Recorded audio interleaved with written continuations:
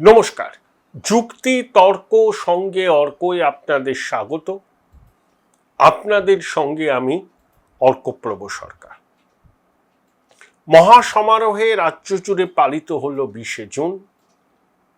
প্রধানমন্ত্রী নরেন্দ্র মোদীর তারকেশ্বর সফর। সেই ঘটনা প্রবাহ আপনারা সবাই জানেন। আমি কিছু প্রশ্ন আপনাদের সামনে রাখব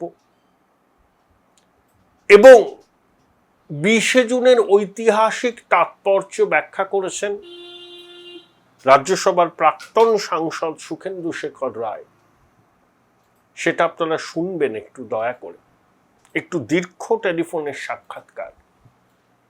কিন্তু যাদের আগ্রহ আছে 20শে জুনের ঐতিহাসিক তাৎপর্যটা কি সেটা জানার, আশা করি তারা একটু সময় করে পুরো প্রতিবেদনটা দেখবেন এবং সুখেন্দু শেখর বাবুর বক্তব্যটা শুনবেন।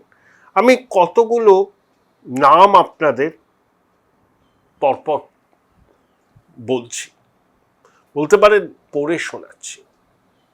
এদের কারুর সম্পর্কে আপনারা জানেন, কেউ আপনাদের অল্প পরিচিত, আবার কারুর সম্পর্কে আপনারা বিস্তারিত জানেন।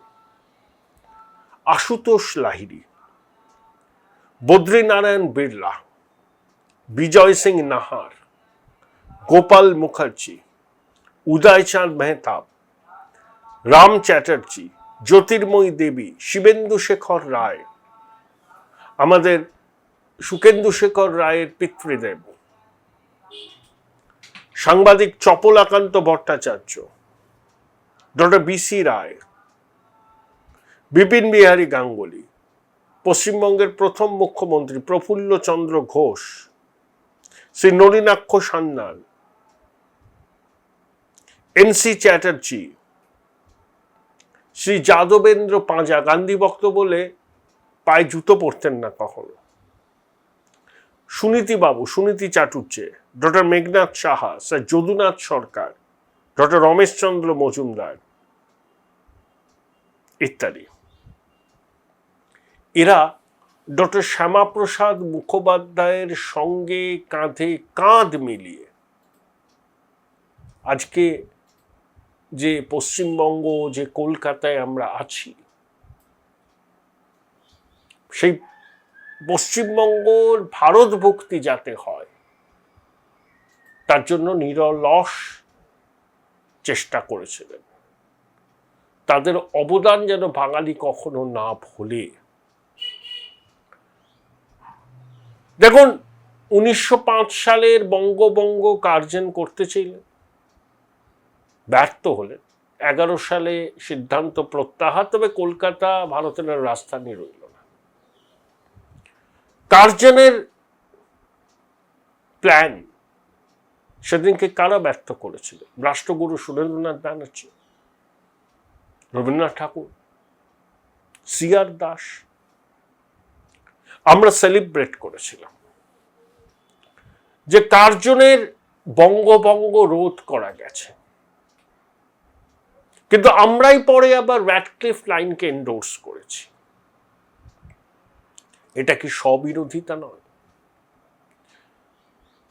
দেখুন, একটা ইকোসিস্টেম যারা নিজেদের খুব ধর্মনিরপেক্ষ বলে দাবি করে, তারা মাঝে মধ্যেই বলে যৌথ সাধনা, যৌথ সাধনা, যৌথ সাধনা। আচ্ছা, বঙ্গভঙ্গ বিরোধী আন্দোলনে মূলত অংশ নিয়েছিলেন বাঙালি হিন্দুরা। মুসলমান সমাজের অংশগ্রহণ কতটা ছিল প্রশ্ন আছে। যারা চর্চা করেন ওই সময় নিয়ে বহু ঐতিহাসিক দলিল আছে, সময় করে পাতা উল্টালে আপনারা বুঝতে পারবেন যে সেই সময় বাঙালি মুসলমানদের ভূমিকাটা ঠিক কি ছিল। যারা যারা যৌথ সাধনার কথা বলে বাঙালিকে একটা কালচারাল লিঙ্গুইস্টিক আইডেন্টিটি হিসাবে তুলে ধরার চেষ্টা করে, আচ্ছা ইতিহাসের পাতা উল্টান তো। খিলাফত আন্দোলন যখন মুখ থুবড়ে পড়ল, তখন সারা ভারত জুড়ে, তখন তো অবিভক্ত ভারত, হিন্দু মুসলমান সম্পর্ক তলানিতে ঠেকেছিল, দাঙ্গা হয়েছিল, দেশবন্ধুর বেঙ্গল প্যাক্ট হালে পানি পায়নি। 1937 সালে কংগ্রেস মুসলিম লীগের ইচ্ছা বুঝতে ভুল করেছিল বলে অনেকে বলেন, কিন্তু মুসলিম লীগের পাকিস্তান গঠনের পক্ষে ইন্টেলেকচুয়াল সমর্থনও ছিল। দেখুন, ফজলুল হক কৃষক প্রজা পার্টির লাহোরে 1940 সালে মুসলিম লীগের কনফারেন্সে পাকিস্তান গঠনের প্রস্তাব দিয়েছিলেন, কিন্তু ফজলুল হক অতটা ভোকাল ছিলেন না পাকিস্তানের পক্ষে যতটা খাজা নিজাউদ্দিন ছিলেন, সুরাবর্তী ছিলেন এবং ইস্পাহানি বিজনেস গ্রুপ ছিল। এগুলো ঐতিহাসিক দলিল। গ্রেট ক্যালকাটা কিলিং, নোয়াখালীর দাঙ্গা ইনএভিটেবল করেছিল যে হিন্দুরা পাকিস্তানে সেফ নয়, তাদের ধর্মাচরণ, ব্যক্তি স্বাধীনতা থাকবে না, ধর্মান্তকরণের শিকার হতে হবে, মাতৃশক্তির সম্ভ্রম হানি হবে। গ্রেট ক্যালকাটা কিলিং তখন কিন্তু হয়ে গেছে। তাহলে যৌথ সাধনার কথা যারা বলছেন তাদেরকে প্রশ্ন করতে চাই, খিলাফত আন্দোলন ভেস্তে যাওয়ার পর ভারতবর্ষে হিন্দু মুসলমান সম্পর্ক তলানিতে ঠেকেছিল, এটা ঠিক না ভুল? পাকিস্তানের পক্ষে মুসলিম ইন্টেলেকচুয়ালদের একটা বড় অংশ সরব হয়েছিলেন, ঠিক না ভুল? বঙ্গভঙ্গের বিরুদ্ধে আন্দোলনে মুসলমানদের পার্টিসিপেশন নগণ্য কি ছিল না? কি বলে ইতিহাস? এই প্রেক্ষিতেই তো আমাদের 20 জুনকে দেখতে হবে। সেদিনকে অবিভক্ত বাংলার আইনসভায় ভোটাভুটিতে হিন্দুদের জন্য হোমল্যান্ড, পরবর্তীকালে সেটা পশ্চিমবঙ্গ, স্বীকৃতি পায়। বামপন্থীরা বলছেন ওই দিনটা স্মরণ করলে দেশভাগের রক্তাক্ত ইতিহাস কে আবার খুঁচিয়ে তোলা। আমি বামপন্থী মানুষদের কাছে জানতে চাই, দেশভাগের পর যখন লক্ষ লক্ষ উদ্বাস্তু আসলেন, মাথা গোজার ঠাঁই জোগাড় করলেন, তাদেরকে সংগঠিত করে আপনারা ভোট ব্যাংক বানালেন, কিন্তু আপনাদের সেকুলার কনসেনসাসে একটা কথা কোনোদিনের জন্য এলো না যে এই লোকগুলো ডিসপ্লেসড হলো কেন, কেন তাদের ভিটে মাটি ছেড়ে এখানে আসতে হলো। তারপর নেহেরু লিয়াকাত চুক্তি হওয়ার পরেও অনেকে স্বপ্ন দেখেছিলেন, যারা এই এখন পশ্চিমবঙ্গে এসেছিলেন ওপার থেকে, তারা আবার ফিরে যেতে পারবেন। তাদের অনেকের প্রকাণ্ড দিঘি ছিল, পুকুর ছিল, তাল গাছ, সুপুরি গাছ, নারকেল গাছ, আম গাছ, জাম গাছ ছিল, সবাই জমিদার ছিলেন, সবাই ফিরে যেতে পারবেন, যেতে পেরেছিলেন। নেহেরু লিয়াকাত চুক্তি লেটার অ্যান্ড স্পিরিটে আমরা মেনেছি, সেই জন্য ভারতবর্ষে স্বাধীনতার সময় মুসলমান পপুলেশন ছিল 9.5% কাছাকাছি, এখন সেটা 20% বেশি। আর বাংলাদেশে 71 সালে মুসলিম হিন্দু পপুলেশন ছিল 23%, এখন সেটা কমে 8%-এর নিচে। ওই ফেকু সেকু মাকু ইকোসিস্টেম তো এইটা নিয়ে সরব হন না। কেন কমলো? বাংলাদেশের সনাতনী জনসংখ্যা, পাকিস্তানের কথা ছেড়েই দিলাম, কোনো প্রশ্নের উত্তর নেই। Join Runux Institute of Hotel Management, New Town, offering guaranteed global placement in hotel, hospitality, aviation, hospital and culinary management. যখন ইস্ট পাকিস্তান থেকে বাংলাদেশ হলো, প্রবীণ মানুষরা জানেন, তখন সংবাদপত্রের সম্পাদকীয় স্তম্ভে, উত্তর সম্পাদকীয় নিবন্ধে কত স্বপ্ন দেখা হলো। আবার এখান থেকে যারা ওপার থেকে এসেছিলেন, ভিটে মাটি খুইয়ে আবার ফিরে যেতে পারবেন, গেছিলেন, পেরেছিলেন? পারেননি।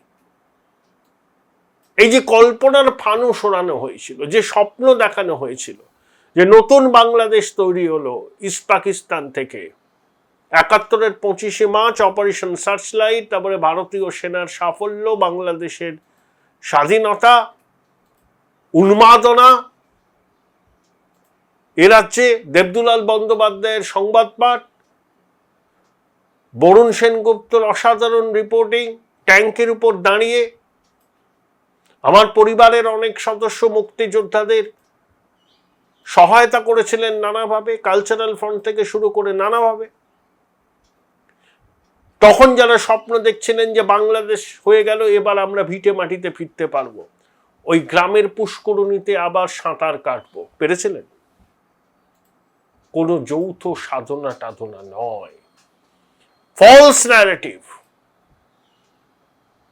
ভাষা এক, কিন্তু দুটো সংস্কৃতি আলাদা।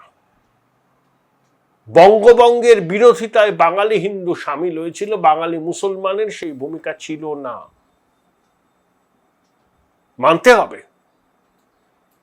এই প্রেক্ষিতেই ১৯৪৭ সালের ২০শে জুন, যার জন্য আজকে আমরা এইখানে আছি, এইখানে থাকতে পাচ্ছি এবং পশ্চিমবঙ্গের ভারত মুক্তি হয়েছে।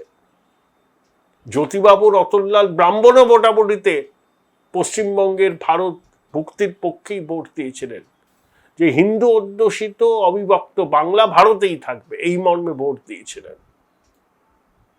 এই ইতিহাস ভুলে যাব? এতদিন ধরে এই ইতিহাসকে স্মরণ করা হয়নি, চাপা রাখা হয়েছিল। সেকুলার কনসেনসাস এই বিষয়টাকে সামনে আনতে দেয়নি, ভোট ব্যাংকের স্বার্থে। উদ্বাস্তুদের মধ্যে সংগঠন করে বামপন্থীরা সংগঠনের বিস্তার করলেন, কিন্তু উদ্বাস্তু তারা হয়েছিলেন কেন, এই প্রশ্নের কোনো উত্তর তারা দেন না, ডিনায়াল মোডে চলে যান। এটাই সেকুলার কনসেনসাস। শ্যামাপ্রসাদ পক্ষ পালিত হবে ২৩শে জুন, শ্যামাপ্রসাদের মৃত্যুদিন, আর ৬ জুলাই জন্মদিন। এই ইতিহাসকে মুছে দেওয়ার চেষ্টা হয়েছিল, আবার ইতিহাসের পাতা খোলার সময় হয়েছে। পশ্চিমবঙ্গের শুভেন্দু অধিকারীর নেতৃত্বাধীন নতুন বিজেপি সরকার এই উদ্যোগটা নিয়েছে, আমি সাধুবাদ জানাই। এবং স্কুল পাঠ্যসূচিতে এই ইতিহাসকে যথাযথ গুরুত্ব দিয়ে রাখা হোক, এই আবেদনও করব। শ্যামাপ্রসাদ মুখোপাধ্যায়ের জীবনী পড়ানো হোক, আরো অনেকের জীবনী পাঠ্যপুস্তকে ঢোকানো হোক, খোললঞ্চে বদলক সিলেবাস কমিটি। শিবেন্দু শেখর রায়, সুখেন্দু শেখর রায় প্রাক্তন রাজ্যসভার সদস্য, মালদার ভারত মুক্তিতে তার অসামান্য অবদান ছিল, সঙ্গে প্রধানমন্ত্রী সেটা স্বীকার করেছেন। হিন্দু মহাসভার নেতা ছিলেন। এই নিয়ে বিস্তারিত কথা বললাম সুখেন্দু শেখর রায়ের সঙ্গে। ইতিহাসের অনেক তথ্য, কাহিনী, সন, তারিখ তুলে ধরলেন সুখেন্দু শেখর বাবু। দীর্ঘ সাক্ষাৎকার, একটু ধৈর্য ধরে শুনুন দয়া করে। আপনাদের সবাইকে স্বনির্বন্ধ অনুরোধ, চ্যানেল সাবস্ক্রাইব করবেন, থ্যাঙ্কস বাটনে ক্লিক করতে ভুলবেন না। ২০শে জুন পশ্চিমবঙ্গ দিবস। এবার শ্যামাপ্রসাদ পক্ষ পালন করা হচ্ছে। আমার প্রশ্ন, বলুদা শুনতে পাচ্ছেন? হ্যালো, হ্যাঁ বলো। হ্যাঁ, আমার প্রশ্ন, আমরা বঙ্গভঙ্গ রোখাটা সেলিব্রেট করেছিলাম আর র্যাডক্লিফ লাইনটাকে এন্ডোর্স করেছিলাম। এই যে আমাদের স্ববিরোধিতা, এই যে দ্বিচারিতা এবং যে ইকোসিস্টেম পশ্চিমবঙ্গ দিবস পালন করতে বাধা দেয়, বলে এর সঙ্গে দেশভাগের রক্তাক্ত স্মৃতি জড়িয়ে আছে। আপনার প্রয়াত পিতৃদেব শিবেন্দু শেখর রায়ের উদ্যোগ ছাড়া মালদা তো ভারতের অন্তর্ভুক্ত হতো না, স্বয়ং প্রধানমন্ত্রী বলে গেছেন সেটা। আপনি এই দিনটার তাৎপর্য যেভাবে পালন করা হচ্ছে, সেটাকে কি চোখে দেখেন? না, না, আপনি বঙ্গভঙ্গ বলতে কোন বঙ্গভঙ্গের কথা বলছেন? 1905 সেটা 1905 সালে আমরা বঙ্গভঙ্গ মানিনি। তার কারণটা হচ্ছে, তার কারণটা ব্যাখ্যা করবো কি সংক্ষেপে? হ্যাঁ বলুন।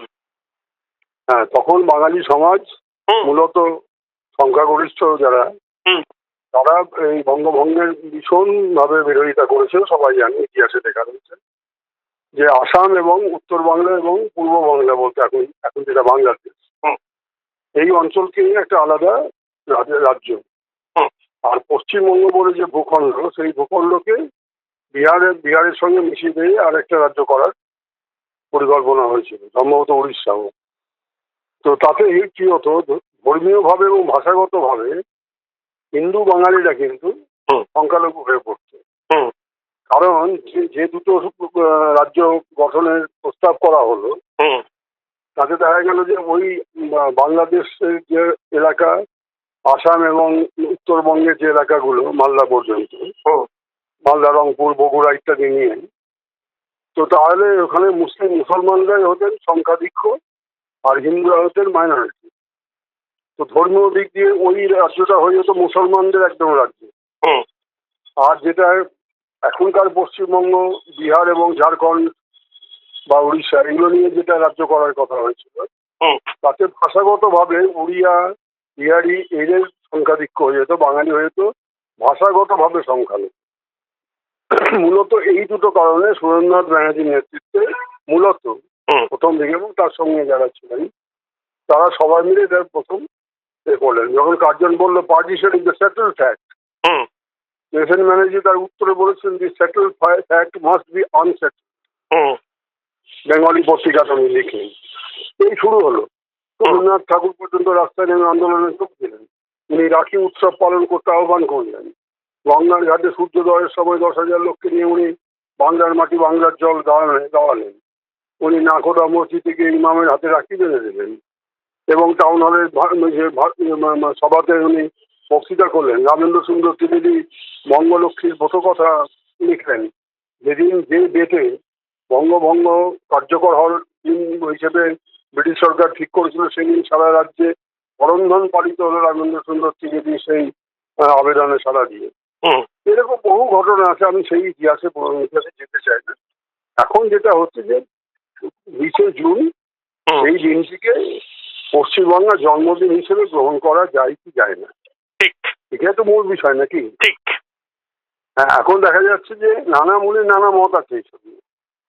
যেমন ধরুন, এটা ঠিকই যে প্রথমে অনেকে পক্ষে ছিল, অনেকে বিপক্ষে ছিল, কিন্তু আলটিমেটলি জিন্না যখন তাই সফল হয়ে উঠলেন, তার ধর্মের ভিত্তিতে পাকিস্তানের দাবি মোটামুটি ইংরেজ সরকার মেনে নিল তাদের নিজেদের স্বার্থে। কারণ ওরা ডিভাইড অ্যান্ড রুল, এটা কিন্তু ওরা বরাবর পাশ করেছেন, 1905-এও করেছিলেন। 1905-এ এই ডিভাইড অ্যান্ড রুল পলিসিটাকে ইমপ্লিমেন্ট করার জন্য 1906-এ ঢাকার নবাবকে দিয়ে ওরা মুসলিম লীগ তৈরি করালেন এবং ন্যাচারালি হিন্দুদেরও সংগঠন তৈরি হলো। এইসব হলো।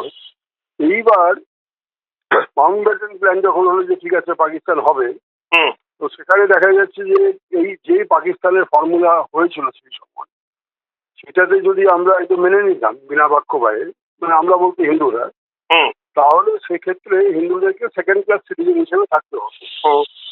এবং ওই পাকিস্তানে এখানে যার জন্য দুটো জিনিস আছে। এই এপ্রিল মাসে 1947-এর এপ্রিল মাসে, তার আগের বছর 1946-এর অগাস্টে great Calcutta killing, direct action day, যেখানে 2-3 দিন ধরে দাঙ্গাতে 10,000-এরও বেশি নরনারী খুন হলেন, বিশেষত হিন্দুরা।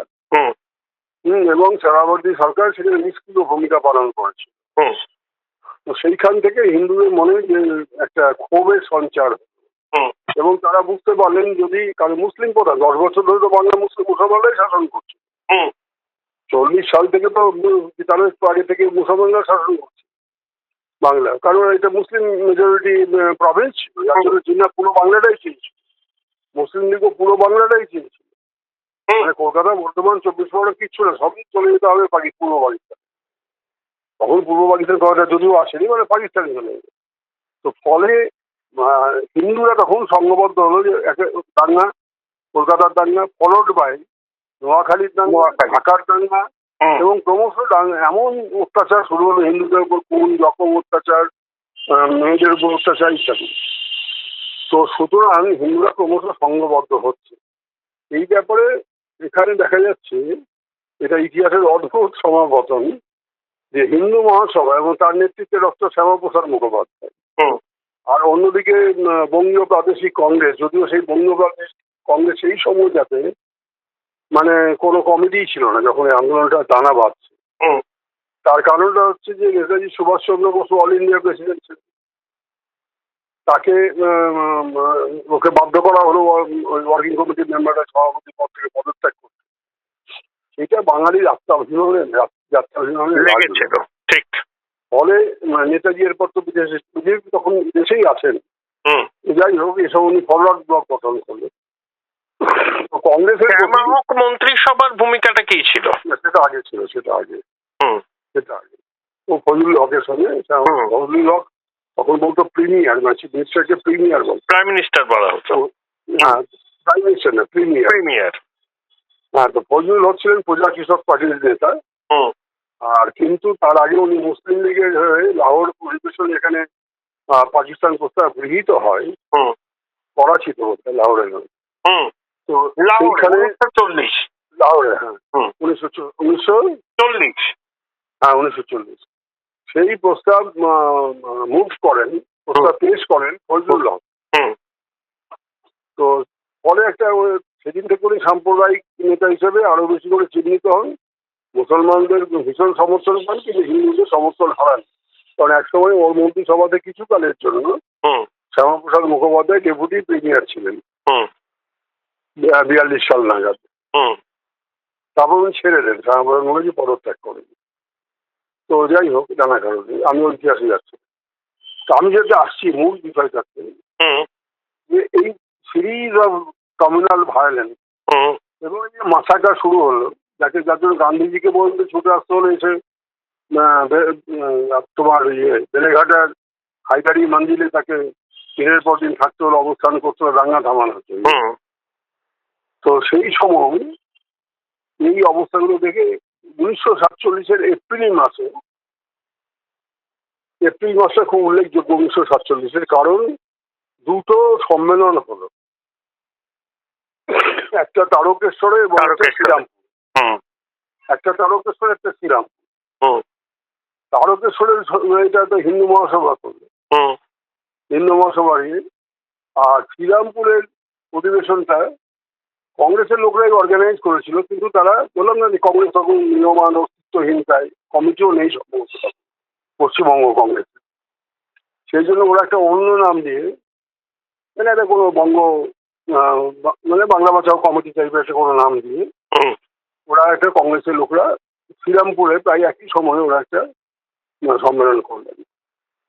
এবার শ্যামাপ্রসাদ মুখোপাধ্যায় ওই তারকেশ্বর সম্মেলনে প্রস্তাব গৃহীত করলেন যে আমরা কোনো অবস্থাতেই পাকিস্তানে যাব না। আর ওই শরৎ বোস এবং সারাবর্তী মিলে একটা বলেছিল ইউনাইটেড অখণ্ড বাংলা, সেটা অখণ্ড বাংলা।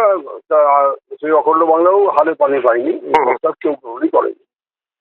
তো ওগুলো সোনার পাথর বাকি শ্যামাপ্রসাদ ওগুলো মানে তীব্র সমালোচনা করে উনি বললেন যে বাংলা মানে দেশ যদি ভাগ নাও হয়, বাংলা ভাগ করতেই হবে। কারণ বাঙালি কোনো অবস্থাতে, হিন্দু বাঙালি কোনো অবস্থাতে পাকিস্তানে যাবে, পাকিস্তানের অন্তর্ভুক্ত হবে না। কারণ তাদের প্রাণের নিরাপত্তা, সম্পত্তির নিরাপত্তা, মেয়েদের সম্মানের নিরাপত্তা কিছুই থাকবে, সেকেন্ড ক্লাস সিটিজেন হিসেবে বাস করতে হবে।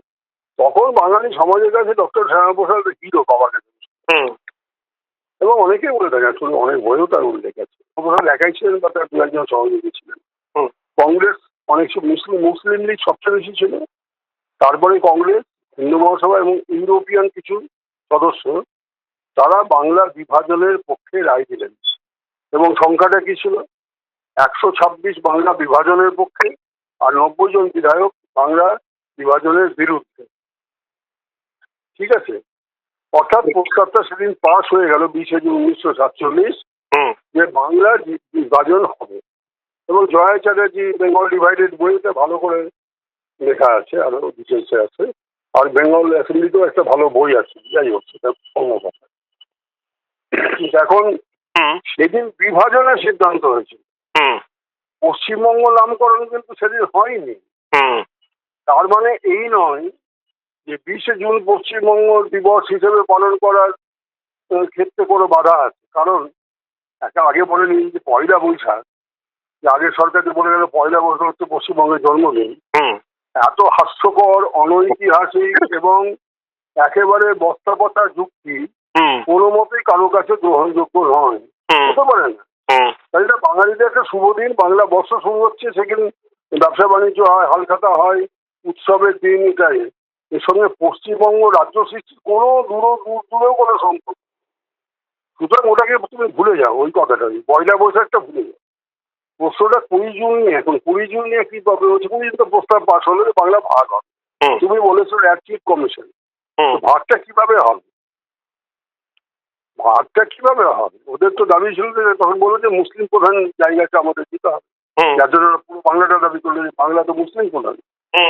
কিন্তু এখন এই ভোটাভুটির ফলে দেখা যাচ্ছে যে মুসলিম প্রধান হলো, সবাই তো ভোট দেয়নি যে এটা পুরো পাকিস্তানে যাবে।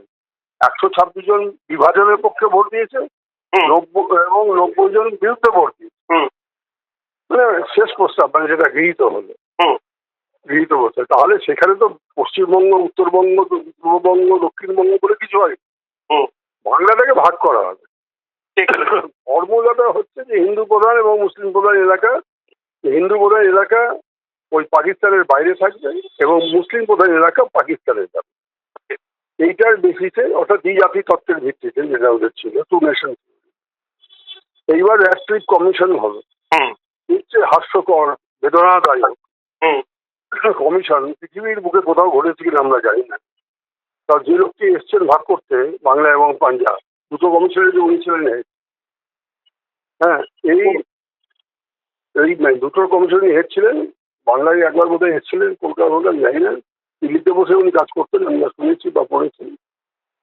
কিন্তু এখানে 6 জন জাজ, তারা বেঙ্গল বাউন্ডারি কমিশনে ছিল। আমি পাঞ্জাবের কথাটা আলোচনা করছিলাম।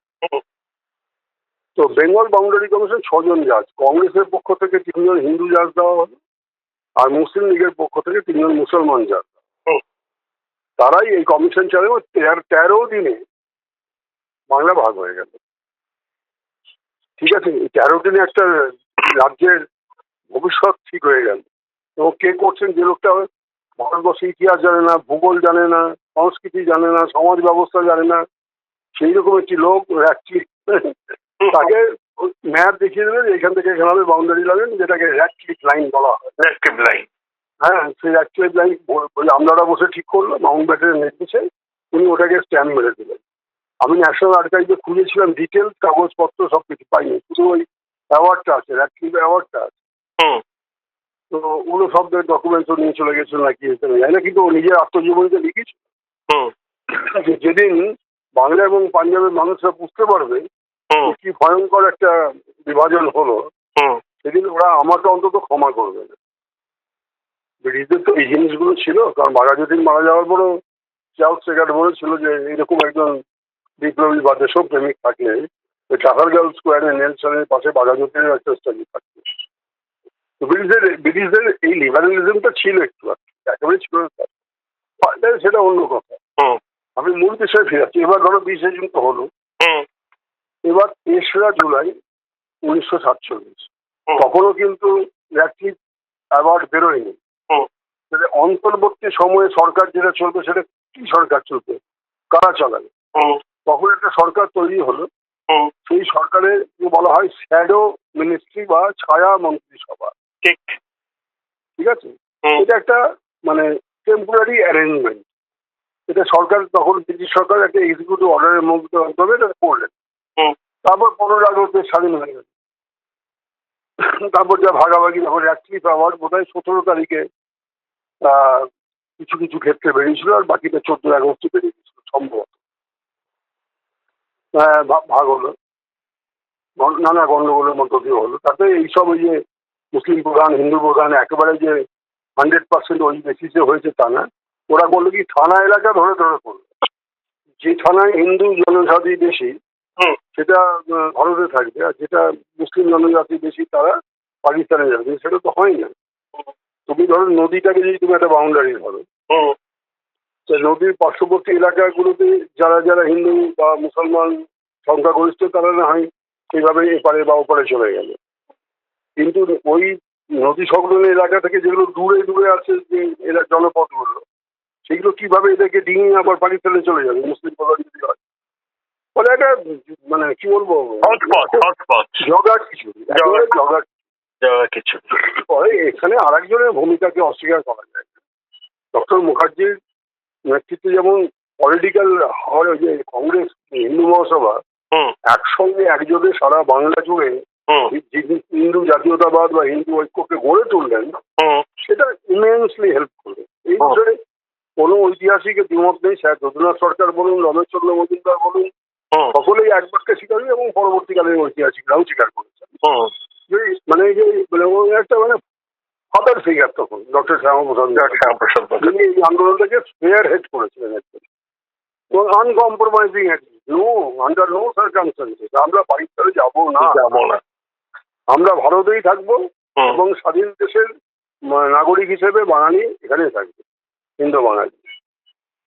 ফলে কি হলো, ওখান থেকে প্রচুর মানুষকে চলে আসতো। যে যে জায়গাগুলো পড়ে গেল পূর্ব পাকিস্তান, সেক্ষেত্রে অনেক হিন্দুদেরকে তাদের অনেক কষ্ট অত্যাচার নির্যাতন খুন সন্ত্রাস এইসব স্বীকার করে তাদেরকে প্রায় এক কাপড়ে অনেকে চলে আসছে। এই ইতিহাস আপনারা জানেন, সেটাও উদ্বাস্তু। এটা তথাগত রায়ের ভালো বই আছে, মাই পিপল আপরুটেড, ওই বইটা সবার পড়া উচিত। ওই বইটার মধ্যে ডিটেলস বর্ণনা আছে, মাই পিপল আপরুটেড। এরকম আরো অনেকে আছে, যাই হোক। এবার 26শে নভেম্বর 1949, তখন তো সংবিধান সভা তৈরি হয়ে গেছে, ভারতের সংবিধান তৈরি হচ্ছে, স্বাধীন দেশের সংবিধান তৈরি হচ্ছে, 2 বছর হয়ে গেছে। এই 26শে নভেম্বর 1949-এ এই সংবিধান সভা তাদের সুপারিশ পেশ করলো রাজেন্দ্র প্রসাদের নেতৃত্বে। সবাই বলে রূপকার আম্বেদকর, ঠিক আছে, আম্বেদকর ছিলেন সংবিধান তৈরির যে ড্রাফট কমিটির চেয়ারম্যান, আর রাজেন্দ্র প্রসাদ ছিলেন সংবিধান সভার চেয়ারম্যান।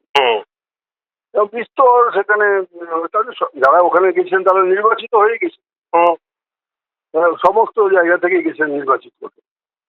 এবং ড্রাফট যারা করেছিলেন, ড্রাফট কমিটি ছিল একটা, তাতে একজন দক্ষিণ ভারতীয় মুখ্য ভূমিকা পালন করেছেন, একজন বাঙালি, তার নামটা আমার এই মুহূর্তে মনে আসছে না। অসাধারণ, কারণ আম্বেদকর যখন তার ড্রাফটটা পেশ করছে ওই সংবিধান সভার কাছে, যেই ড্রাফট কনস্টিটিউশন তৈরি করা হয়েছিল, যে সীমিত সময়ের মধ্যে এইভাবে সংবিধান তৈরি করা হলো, এটা একবারে আমার বিস্ময়ের ঘোর কাটে না যে এই মানুষেরা কিভাবে তারা কত পরিশ্রম করে এটা করেছে। অর্থাৎ উনি ডিউ ক্রেডিট দিয়েছেন ওই দুইজন তখনকার সিভিল সার্ভেন্ট এবং তাদের সঙ্গে যারা কাজ করেছিল, সেই ছোট একটা গ্রুপ যারা এই ড্রাফটটা করেছিল, এই বিস্তর ইতিহাস।